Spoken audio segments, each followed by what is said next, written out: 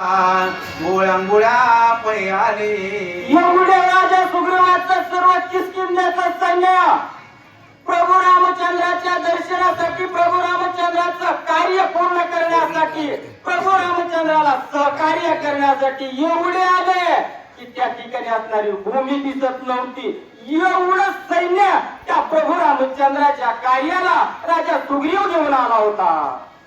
एक वानरा पर्वताकार, एक वानरा माझी गजेंद्रा, तीक्ष्ण नखे दृष्टा तुरा, अति दुर्धरा उतरती. अतिशय बलवान शक्तिवान महान माकड या राजा सुग्रीवाचे असणार सैन्य होतं. एक वानर पर्वता एवढं असणार बलाढ्य होतं. काही वानर हत्तीचं बल असावं एवढे असणारे बलवान वानर सेना राजा सुग्रीव घेऊन या असणाऱ्या माल्यवंत पर्वताच्या ठिकाणी घेऊन आलेला आहे. आणि आता प्रभू रामचंद्राचं कार्य करायचंय या सर्व वानरांना सुद्धा आनंद आहे. मारिता पुच्छांचा पैसाट,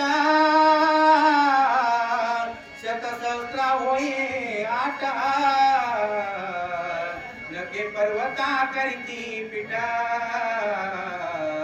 जाणती तिखट वीर मारिती. अतिशय बलवान जर या वानराने शेपटाचा फटका जर माझ्या असणार तर नक्यानं पर्वत असणार पीठ करण्याची शक्ती एकामध्ये होती. असणारे अनेक अकराळ विक्राळ वानर मंडळी, बलवान मंडळी या ठिकाणी राजा सुग्रीव प्रभू रामचंद्राच्या कार्याला जाण्यासाठी निघण्यासाठी घेऊन आलेला होता.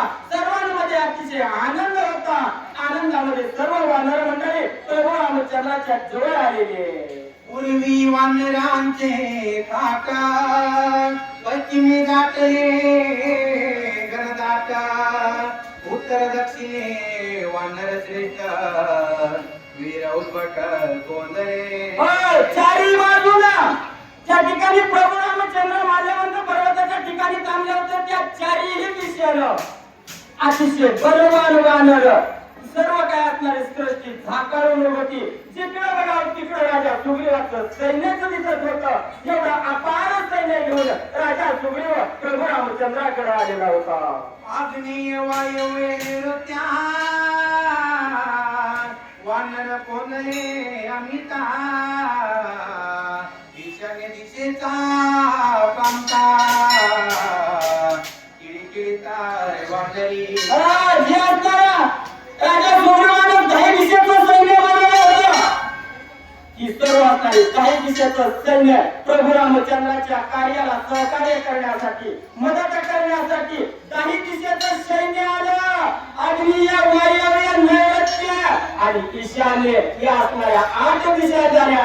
आणि आकाश आणि पाताळ या काही दिशेचं याच्या सुग्रीवानं सैन्याला असणार पाचाराने केलं होतं. प्रत्येक जण आपापलं सैन्य घेऊन प्रभू रामचंद्राच्या भेटीला येऊ लागलेला आहे. वानरी